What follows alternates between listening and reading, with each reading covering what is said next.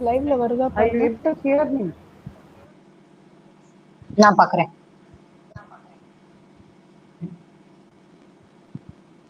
Kavita, are you able to hear me? Yes, ma'am. Yes, ma'am. We are on live, ma'am. Okay. Good evening, Dr. Archana. Good evening. Good evening, ma'am. Good evening. Yes.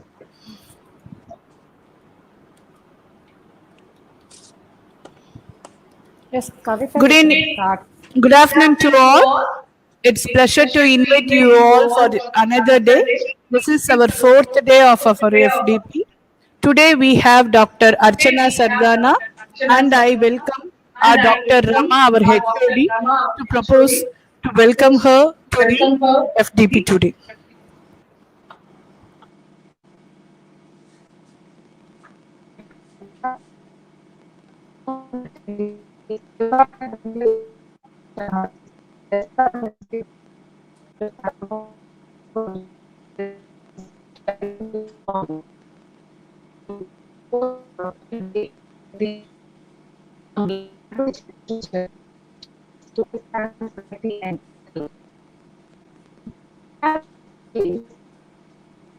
Very insightful.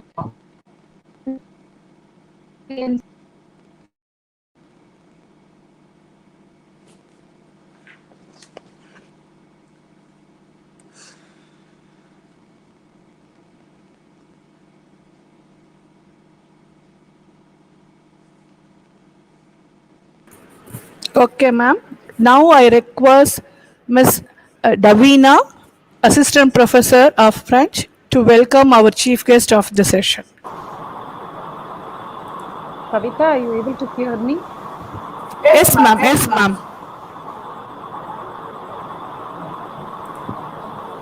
Good afternoon to one and all present here.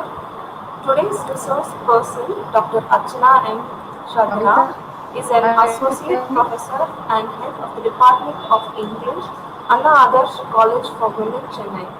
She is a recognized PhD guide in English of the University of Madras and an international journal paper reviewer in the Open Journal of Modern Linguistics. Dr. Archana M. Shardana has published a book called Technical English and has contributed to a book on Dalit literature released in the Paris Book Fair 2020. She has published more than 20 papers and has presented more than 20 papers at various national and international forums. In addition to all this, she has also chaired many sessions at national and international conferences and has delivered on more than 25 talks, keynote addresses, and guest lectures, and has also been invited by the FM radio channel 104.8 for several radio talks. It is a great pleasure and privilege to introduce such an eminent person as the resource person for this session. Thank you.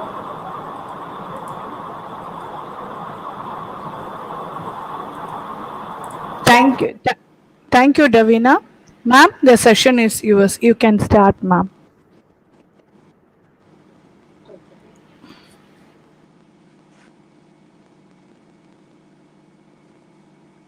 So, good afternoon, everyone.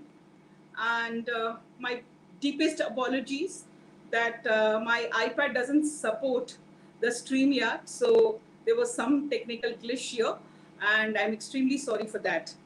I wish to thank the Department of English of the SRM University for giving me this opportunity to speak to all of you on something very, very interesting.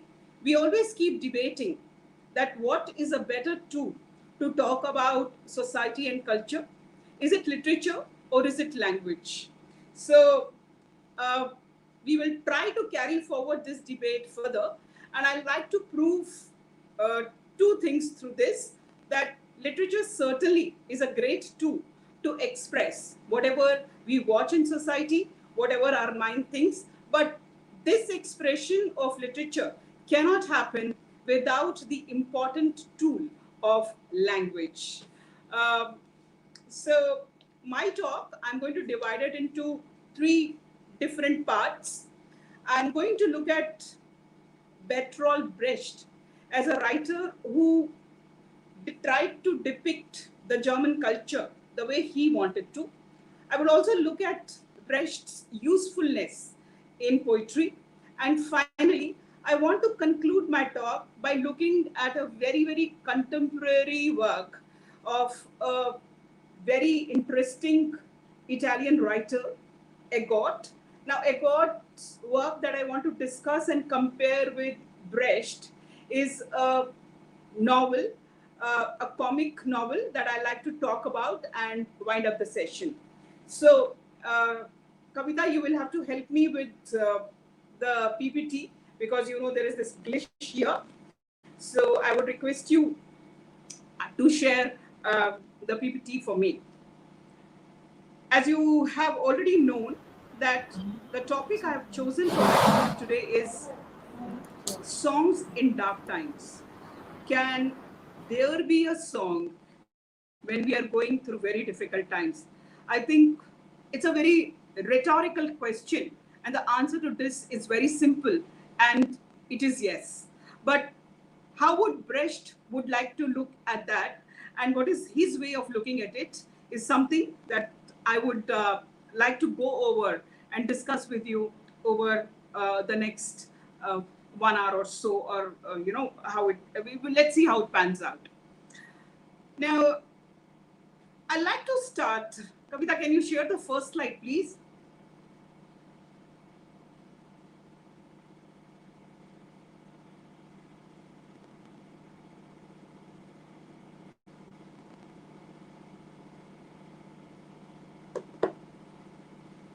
Kavita, is it possible for you to share the slide?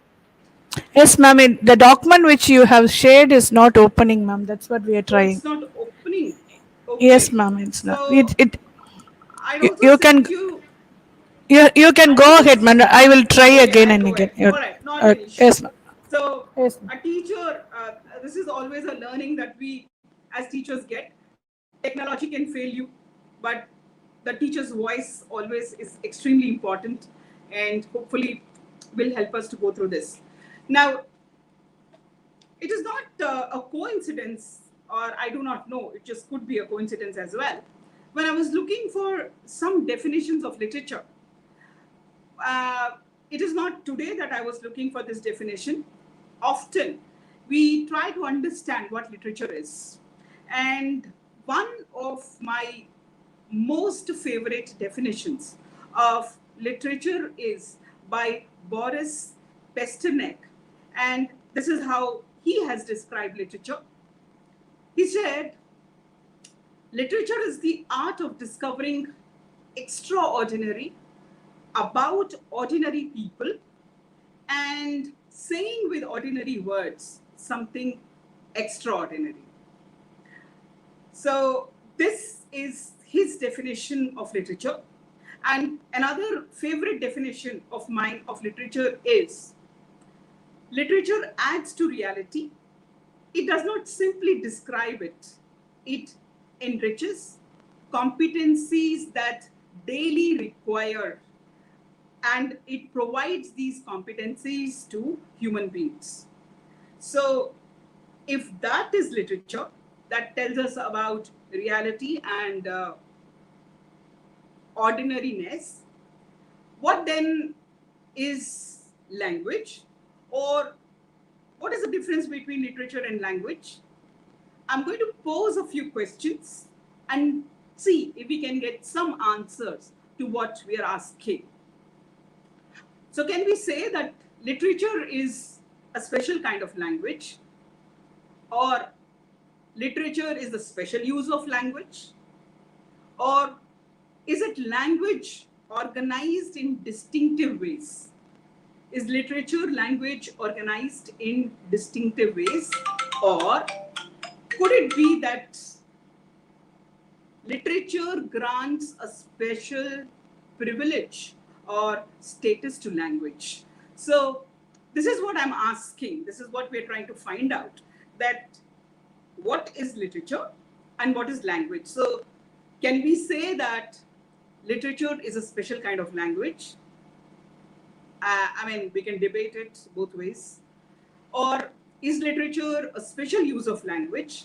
Or is it organized in a distinctive way?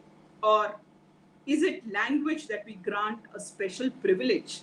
Then does it become literature? I like to quote here Jonathan Culler, and he has made this very dramatic statement. I always call it dramatic because he said that what would lead a reader from understanding the difference between perhaps what is literature and what is language. I'm quoting Culler, quote, most of the time, what leads readers to treat something as literature is that they find it in a context that they are able to identify with as literature. It could be a book of poems, or it could be something that is written in a section of a magazine, or it is something that we find in libraries or bookstores. So are we then saying that literature is a special way of organizing language? Are we saying that literature is something that language tells is literature? Or can it be a highly organized language which we will call literature? Now, I think I'm posing all very debatable questions here, but there are no easy answers to it. But the only important thing that we all, as students of literature and language, must know is that there cannot be a greater distinction that we can actually draw and debate and talk about things. So language is something which is organized, and literature is a speech act, or it is sometimes also a textual event that can prompt very different kind of attention and very different kind of responses. So that is why we can say a speech act is different from literature. We can say that giving information is different from literature. We can say that making promises is different from literature. We can also say that asking questions is different from literature. So with this small background to the topic that has been, I'm sure you've been hearing about all these things for a very, very long while. And I decided that I will specifically look into one or two authors and try to see that how their work, their literature is a reflection of society as well as culture. Why Brecht? You can ask me. And why his poetry? Most of us are familiar with Brecht as a writer of drama. We've all heard him, we've done innumerable times the Caucasian Chalk Circle, we've done Life of Galileo, we've done Mother Courage. But for this presentation, I decided that I shall speak about Brecht as a poet. Now, why poet? And why Brecht? I think I have got my answers very clear, because he was, or he is rather, one of those poets who shows us modernity. And the fact of his language also reflects the fact of his life. And he very cleverly tells us through his material what should be our responsibility. So that's one reason why I chose it. Another reason that I think he must be celebrated and read as a poet is that he has used all the old forms of writing. When it comes to writing poems, he is a propagator of old forms of writing. So he's good at writing a sonnet. He writes elegies. He writes in the blank verse. He also, just a second, sorry. He also looks at the hexameter and he makes them all usable in the modern world. And I think that establishes his art and his craft as a good poet.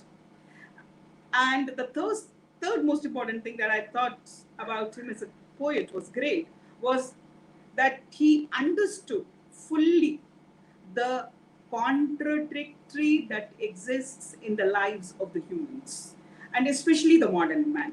So this is the basis of my assumption that is a great poet, very, very controversial, okay, and very, very different. Some of the things that we will try to understand uh, about him are going to be very, very different and very, very difficult. So I would like to look at Brecht's poetic output first in terms of its usefulness next, and then I will compare, I will look at Agot's novel, which is called The Ukrainian and Russian Notebooks. It's a graphic novel. I would like to discuss that also because it's a very contemporary. It's something that was written, I think, as late as 2018, and it comes out in the form of a graphic novel. It is about, okay, so we shall come to it a little later as we proceed. Now, so I hope that I'm audible and I'm clear and you're all able to hear me very, very clearly. Having said Yes, that, ma'am. he was a writer of different forms. He chose many, many different forms of writing poetry. I would also like to make a mention that he was something who wrote almost about everything, everything in every poetic form. So he was using the rhyming couplets, he was using the Shakespearean pentameter, and he was also using the classical hexameter, and he was writing children's jingles, he was writing alphabet poems, he was writing marching songs, he was writing political poetry, he was writing love poems. He was someone who was a great phenomena and a great poet. And I'm quoting him. Brecht said that poetry is an almost everyday visitation and drawing of breath. So his vision of poetry was influenced by the poets of antiquity. He could engage with them and he could write poetry. And he never stopped writing whatever he wanted to write. And I think he was one of those poets who wrote on every observation, on every reflection, and on every occasion. So every occasion, every reflection, and every observation could become a become a poem when he wrote. So as it happens with every writer and as it happens with every poet, we all have this tendency whenever we are trying to study the literary output of any writer, could be a poet, could be a dramatist, could be anyone, we generally get, or I should say, we have this habit of dividing the literary output of any writer into three periods. Very simply, whether it is Shakespeare, his period of writing, whether it is Chaucer, what did he write? So sometimes,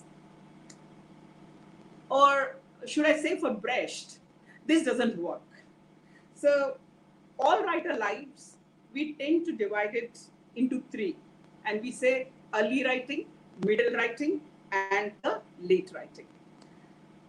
I do not know. It is a question that we all need to think that why do we do this? Are we doing it because our ability to have clarity is misplaced?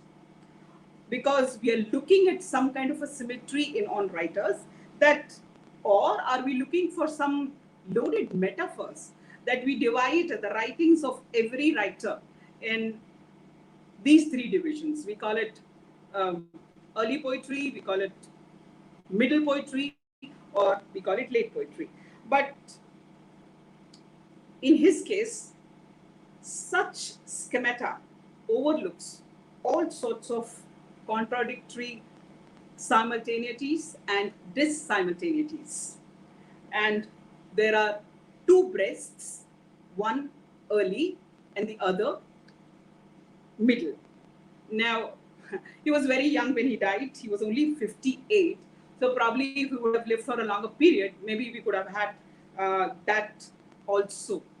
So when we look at his work, we could just say that it is two of his early works or his early writings and the middle. So there's no end because he died also very young. A little biography that I'd like to share with all of you about him. He was born into the old German Kaiserreich, and his writing took off only after the First World War. Under the political system of the Republic, he went into anti-Nazi exile and wandered for 16 years. This wandering, what will it lead to and how does it shape his writing is something that we are going to recover or rather discover as we proceed with our talk. So for these 16 years, he was traveling between Scandinavia and California. He had also written scripts. He was so much welcomed in Hollywood. And after 16 years of traveling between Scandinavia and California, he came back to the newly founded German Democratic Republic.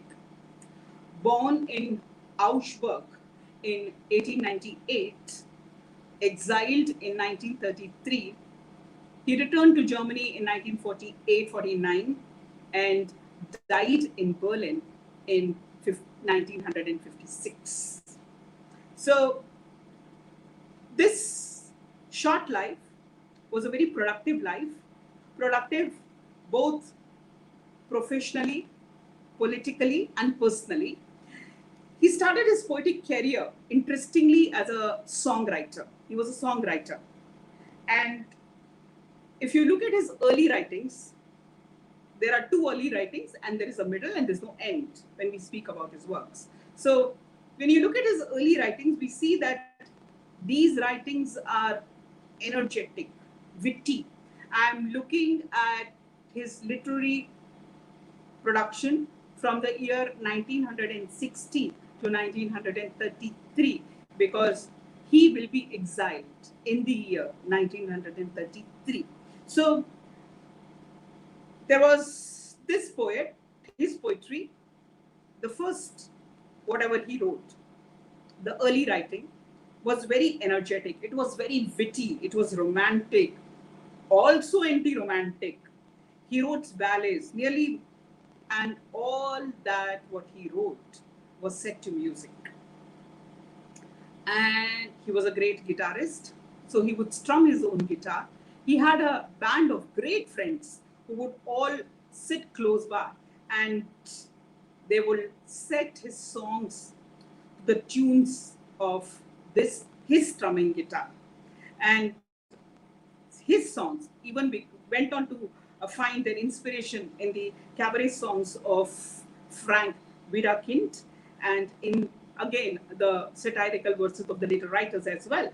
So in an earlier notebook, when he was writing his songs, it was called Lieder zur Klampe von Bert Brecht and seinen Freunden, translated into English, Songs to the Guitar by Bert Brecht and his friends. So he was writing, this was the big expanse of his songs, but it is also very important for us to understand that he wrote things which were of deep importance to human life. And though he might have started his career as a songwriter, and his poetry from, say, 1616 to 1920 is a poetry of many voices and many poses. So when at one point, at one side, he was doing this kind of a writing, he was also thinking of very, very serious things. And two poems that I would like to mention here are, one is called On the Infanticide of Marie Farrar. This is a very poignant poem where the writer is sharing his imagination, and he's talking about the life of a young girl. And there are these awful details of this fate that falls on this girl who is raped. While he was reveling in writing love songs, and he was writing songs about the pirates, he was writing songs about adventure, he was writing songs about the, oh, thank you, Kavita. So I would like to read something from, I like to read something from this particular poem that is very beautifully summed up by, okay, my breast is over, yeah. There is this, from all that love and all that romanticism, anti-romanticism that we find in his works, you will all of a sudden see that when he's writing the song on the infanticide of Marie Farrar, there is this rage and there is pity. And here are the lines that I like to read out to you. Kavita, it's the next, I think. Yeah, that is his poetic career. Next. Yeah, thank you. Thank you so much. So,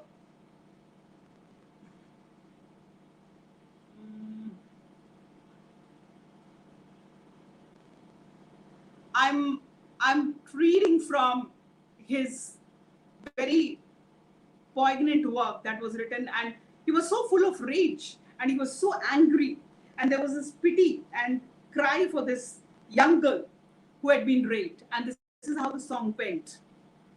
You who bear your sons in laundered linen sheets and call your pregnancies a blessed state, should never damn the outcast and the weak. Her skin was heavy, but her suffering great. Therefore, I beg, make not your anger manifest, for all that lives needs help from all he rest. So he's talking about the abortion of a poor teenager. He's talking about the abortion of a poor teenager here, and he's modeling his song on the ancient form of a ballet.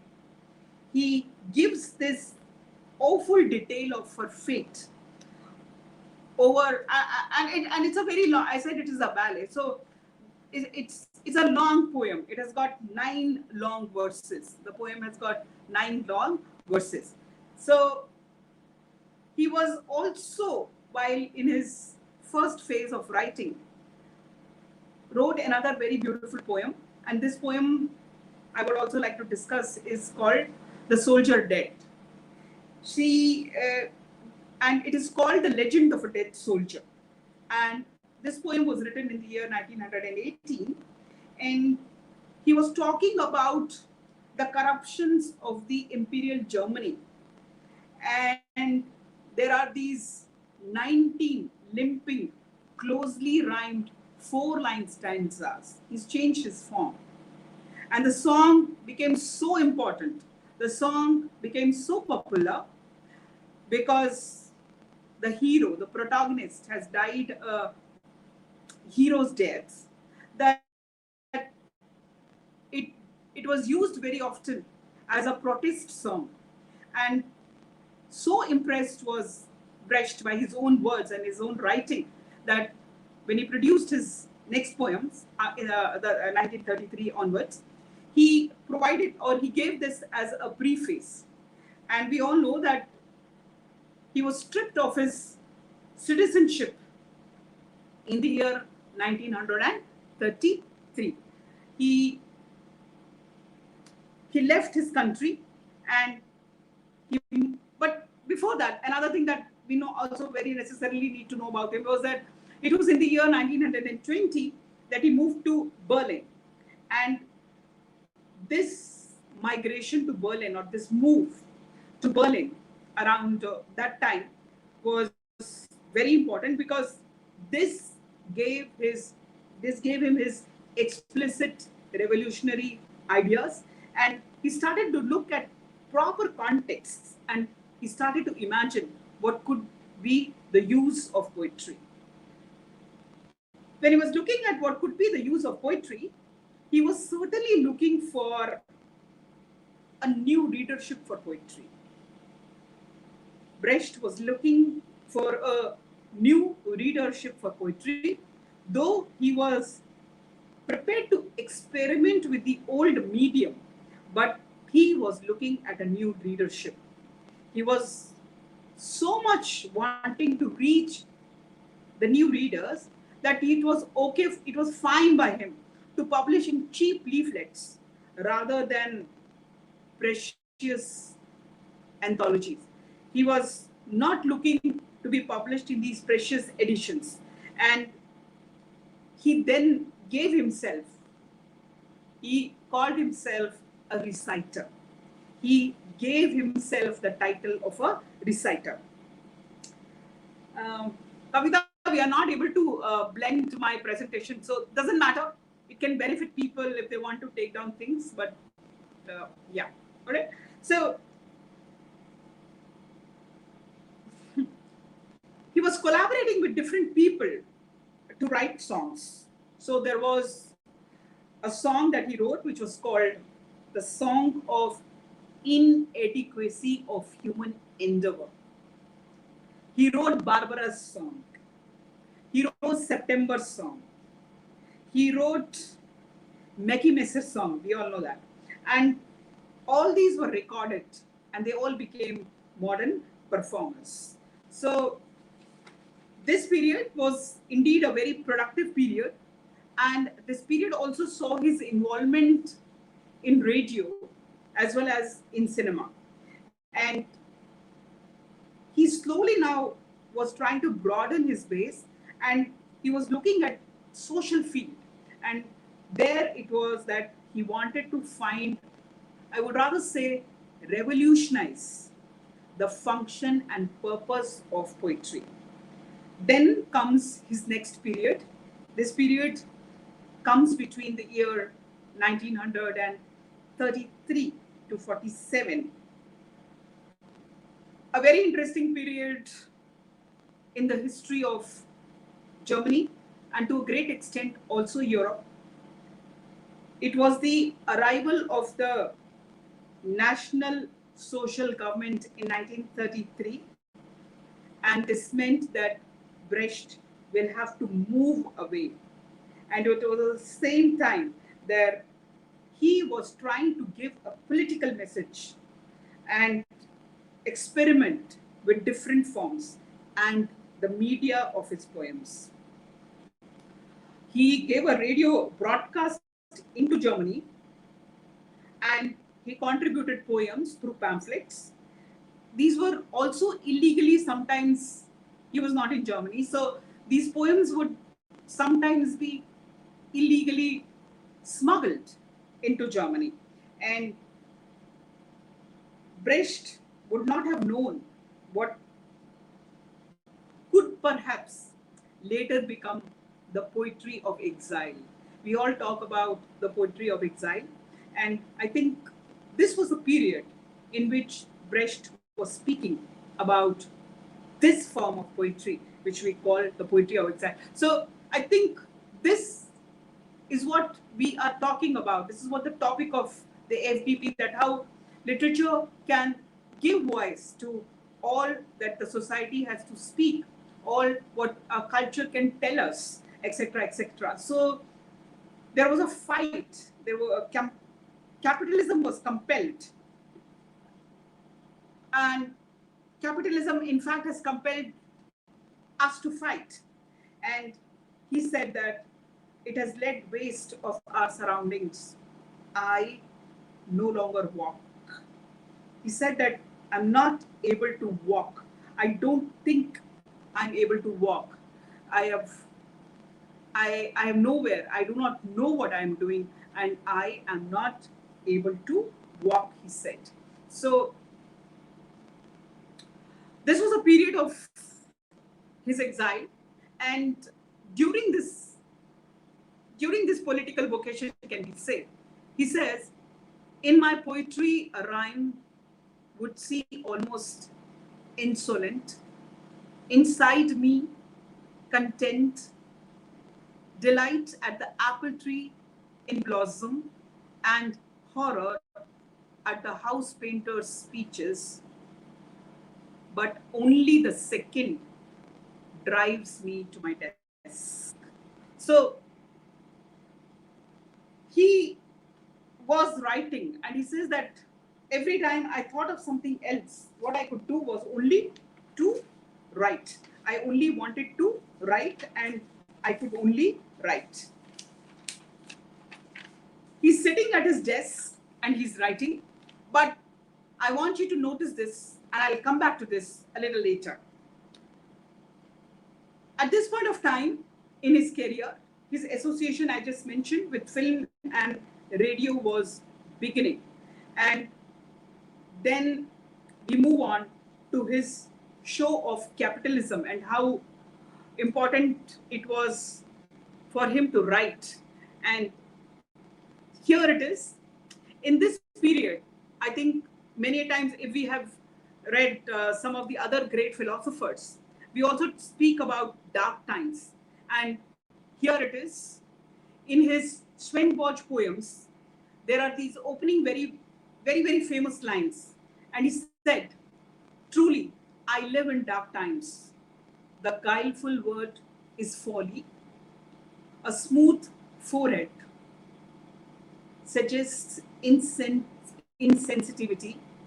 The man who laughs has simply not yet had the terrible news.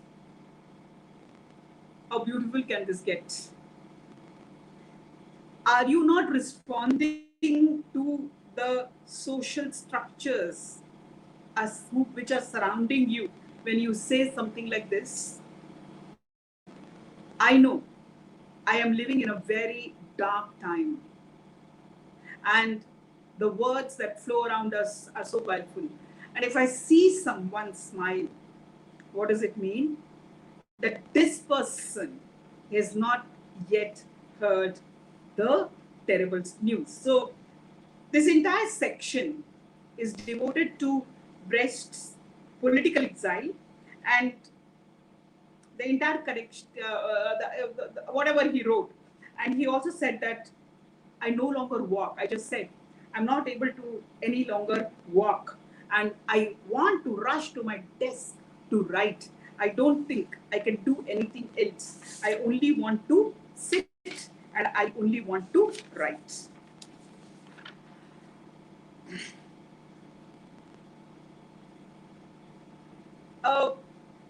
This, I think, was also Brecht said that there was a loss. And he said, I want to recognize the gain in the loss. So he said, I want to write poetry. And interestingly, he wanted his readers to behave like the audiences of his theater. He wanted the total involvement of his readers. While he was writing poetry, he was inciting his readers to behave like the spectators who had gone to watch the drama. So he said that I'm not looking at the old image of poetry, like Sidney said, to teach and delight. He was wanting to go away from that image of only giving delight or trying to teach or give any moral instruction. He wanted to move away from the old image and the old function of poetry. He said it cannot be one-sided, and especially when we are looking at the complexity of modern life, if we are looking at people's concern and reality, then we have to come away from the, he even used the word one-sided function of poetry. He was influenced by all the great writers, all the Greek writers. The Chinese writers were a great influence on him as well. So, but he said that poetry should sharpen our view. It should quicken our consciousness.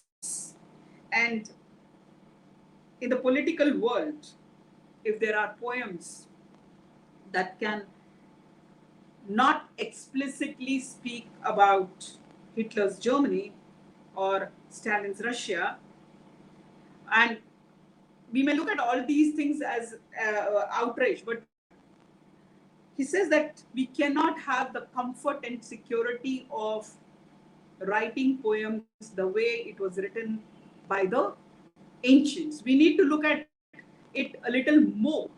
We need to go beyond this. So he was against the comfort and security of his writing, and that is why he said, whatever I'm writing, react to it. You tell me what it is. So the last part of his writing, when we come, the poems that he wrote between 1947 and 56 are actually constructive poems. And this was a very important phase in his life when he was looking at his own persona and also politics. He was trying to find a balance between these two and look at the personal as well as the political. So I would now like to talk about the usefulness of such writing when you get personal and you also look at the political. So he argues in a very beautiful essay. We all know that he was a great writer and he had experimented with many things. So he says that he wrote an essay, and this essay was called Lyric and Logic. And lyric, we all know, but when he spoke about logic, he was looking at the Pythagoras theorem. And he was arguing in this essay that poems should be like theorems that prove something, or they should not be like a theorem which don't prove anything. So he wrote this essay, and then he started, as he wanted to communicate this kind of a feeling, maybe sometimes to a stranger who was reading what he was saying, and not someone who would just take for granted what he wanted to say. So it is not the task, he said, of the poem to prove anything. He said the poet need not prove anything. I'm only writing a lyric. I'm not writing a theorem. I'm not talking about logic. So, but it is rather, what should it do then?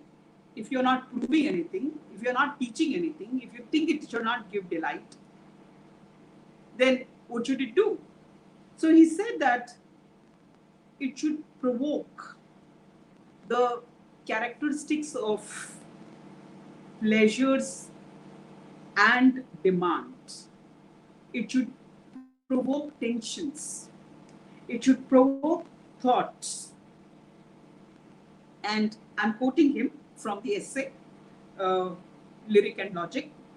Quote, a thought or feeling which might be of some advantage, even for a stranger. If a stranger, you're sitting by a cafe and you happen to read a poem. If it's a poem written in a Brechtian tradition, it should be able to provoke you. It should not only delight you, it should give you some advantage. Sometimes we've read something and we come back home and we say, I was sitting there and I read something, but I'm not able to recollect who was the writer, who was the poet, who was the author, etc., etc. So he believed that we need to provoke thoughts. We need to communicate a thought or feeling which might be of some advantage even to a stranger. Okay, so he was writing in the face of very, very dark times and loss of community, exile. There were persecutions all over, but he always understood poetry's social context. The society which ruptures communication seems scarcely possible, he said. And he said in a that was like one of my favorite phrases from him. He said that poetry is a message in a bottle. Okay, he said that poetry is a message in a bottle, but this message has to assert, this message has to construct a sense of society and communities, and I think which his poems do very well. And if you read more and more of his work, we see that how Kavita, I think I'm not only sticking to this, and I'm also bringing in whatever is coming to my mind. So sorry if it's all misplaced. People who are all with me, I'm very sorry. The whole thing, if it's a little, not syncing with what I'm saying, because we had such huge issues. Okay. Yeah. So he said that this poetry is a message in a bottle. And it is interesting to note that when you read his Svenbosch poems, slowly the U, the I turns into V. Okay, so these poems, when you read these, are full of not you and I, but we. And thereby, these poems are kind of social appeals. These poems are pleas. These poems are praises. These poems are referring to take you to some role play, do some kind of a role play, and thereby the anti-fascist international community, whether it was his exaltation abroad, his home nation, etc., etc., he was trying to create this dialogic community, and he wanted a dialogue at a time when the society was very fragmented. He still wanted to make it crucially dialogic, and then he found it very difficult to find a voice in poetry. Did he also take to writing some Hollywood elegies? So the poem of his poems of great exile, or of his exile, spend a great deal of his time reflective of what they can or what they cannot do to the reader. And he's trying to make an attempt to reach us. Okay, so I'm quoting from a very famous poem, and I'm reading from this poem, An die Nachgeborenen, to those born later. Truly, I live in dark times, and I think I'm reinstated this again. Okay, and I'm now going to lead a longer stanza, a longer part of the poem which I had already read, for all of us to understand that what was he trying to tell us. Truly, I live in dark times. The guileless word is folly. A smooth forehead suggests insensitivity. The man who laughs has simply not yet had the terrible news.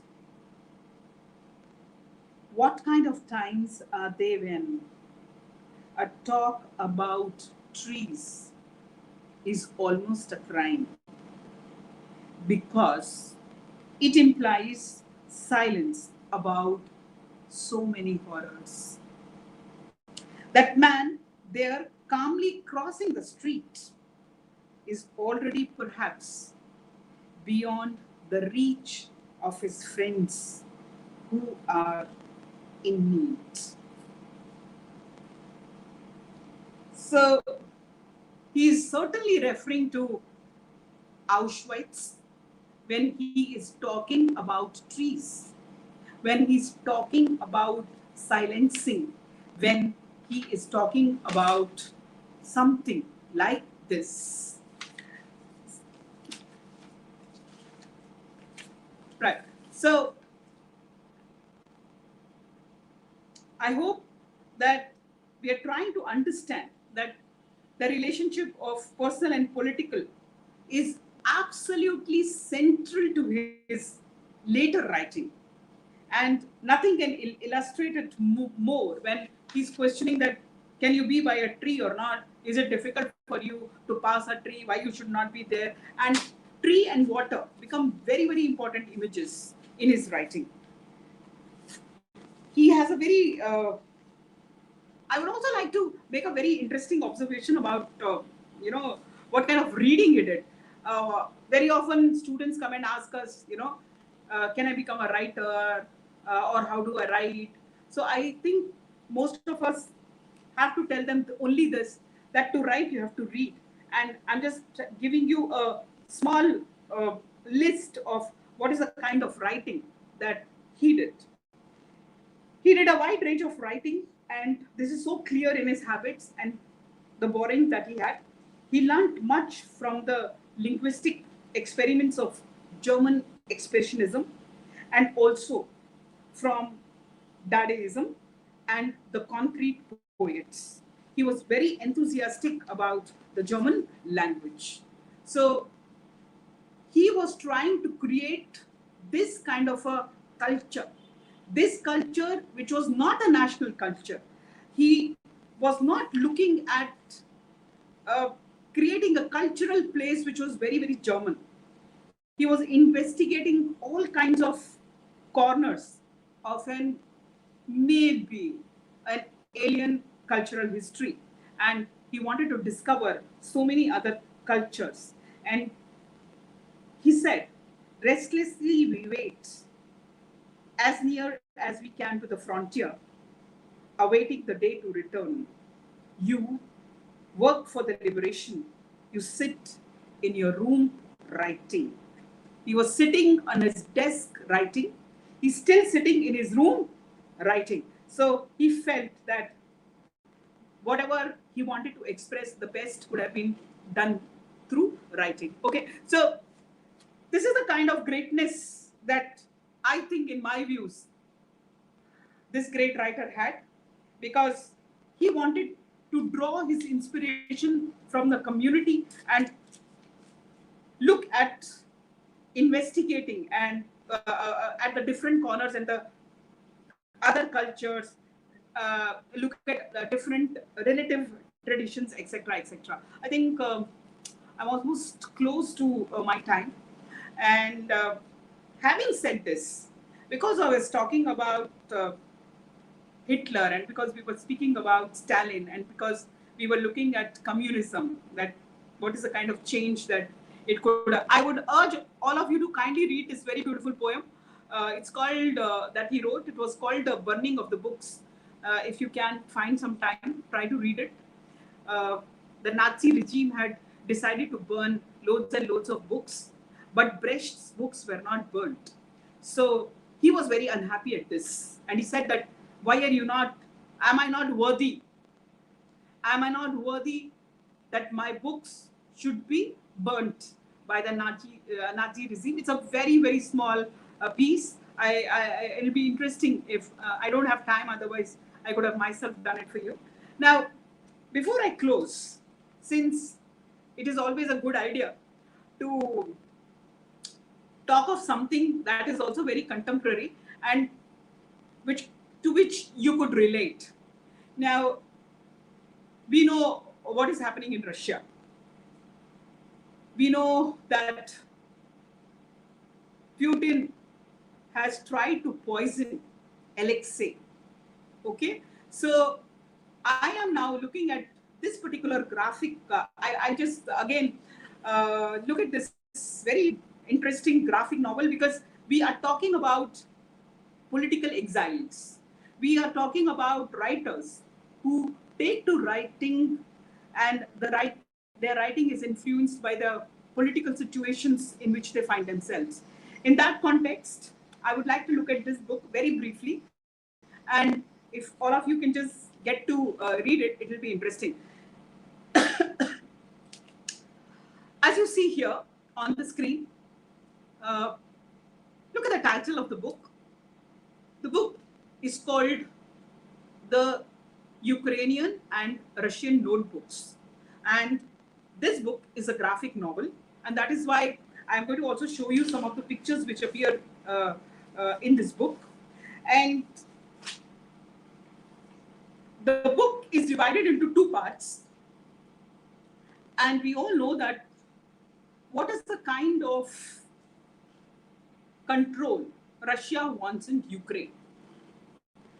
They want this control in Ukraine because I'm for two aspects. I'm talking about the opposition leaders' condition in Russia, and I'm also speaking about that why is it that the Russians want such a control. And this graphic is a non-fiction, and written as a graphic and a non-fiction, it actually presents to us reality very beautifully. Now, as I said that the poems can represent the reality very fantastically, sometimes the visual world can, the medium can also do it very beautifully. And so in that context, I wanted to bring in this particular book, the graphic novel by Egot. Now, Egot is an Italian, very, very celebrated cartoonist. He has done a lot of graphic work. But here, the author is looking at 20th century wrong. We are in the 20th century, but we are in the 21st century. But in the 21st century, he is looking at something which was done wrongly by the Russians to the Ukrainians. Now, see, today also we can say that we are all living in very extraordinary times, and that is why we have conferences and seminars like this. We want to behave as if nothing is wrong. But the point is that yesterday when I had gone to college, a colleague told me that my husband is tested positive. I mean, she called me and she said, my husband has tested positive for COVID. But look at us. How do we want to behave? And I think that's the only way we can live life. Sometimes that is also there. Though we may die 1,000 deaths every day, going to college, going to work, buying provisions, but then we all have to become great actors and just behave that nothing is happening, and probably look at these virtual beginnings to express ourselves, talk about what is happening in our lives. So getting back to Egot and his book, he's written about 13 graphic novels, and such is the grip of this writer that his 13 graphic novels have been translated into 15 languages. And the Ukrainian and Russian Notebooks is a collection of two harrowing works, and how Ukraine was under the rule of the Russians. So what has the writer done is that he is trying to write the first half of his poem as an oral history, and the second half is actually investigative journalism. Okay, so this is how he tries to tell us about the reality of life, and that is why I will also like to discuss. Okay, so yeah, look at this picture. And that is exactly from the book I have taken, and that's how Stalin is drawn in the book. Can you go on to the next slide, please?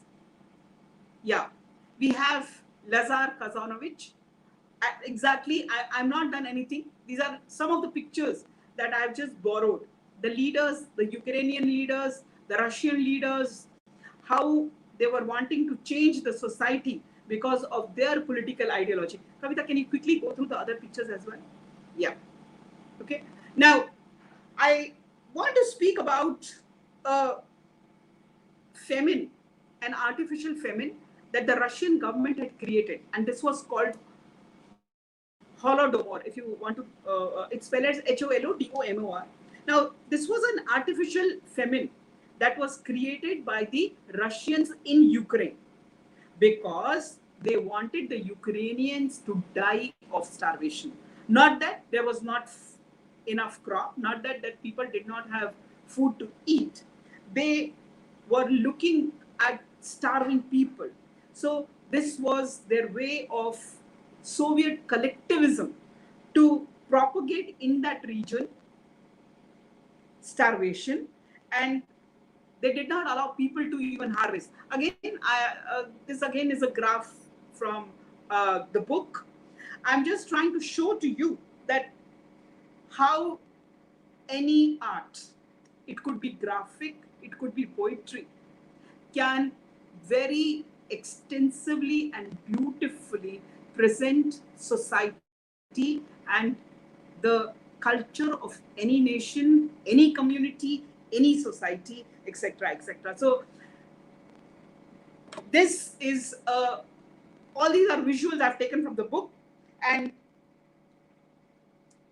these also express as fantastically the society and culture as could be done through words. So I think we need to now include another part to literature and language, and that is the area of the visual world, that how can this also become literature? Because we have so many graphic novels come these days, and there is so much, even when you look at comics, they have also, whether it is coming from Marvel or any other house. So how slowly, I think we need to look at these as well as literature. The time is not far off. So these are some of the things I would have gone in detail, but I don't have time. So thank you so much for your patience, and thank you so much. Thank you.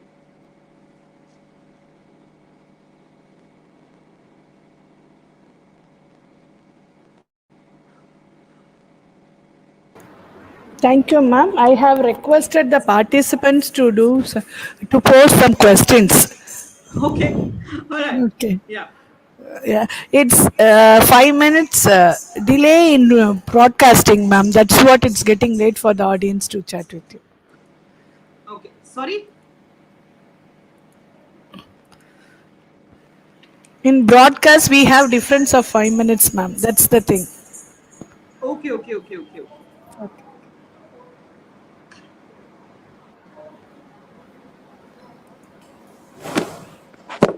So you don't have any questions in the question box, Kavita? Ma'am, I have. Ma'am, Okay. here is a question for you. Okay. Okay. All right. So, Ati, I think there is a huge possibility for resistance literature. There is, because whether it's Chechnya, whether it is Iran, whether it is Sri Lanka, there is so much that has to be done. And this, I think, is going to be our future. We will have to have a separate, maybe a separate center. Like today, we are only having centers for women's studies or center for memory studies. This time is not far off. To, if you ask me, that there is going to be these centers where we will have to speak about resistance literature. There are great possibilities for it. There are absolutely very, very great possibilities for it. Yeah. Ma'am, the broadcast is 5 minutes slow, so the questions No issues, ma'am. after. No issues. Yes, ma'am. Yes, ma'am.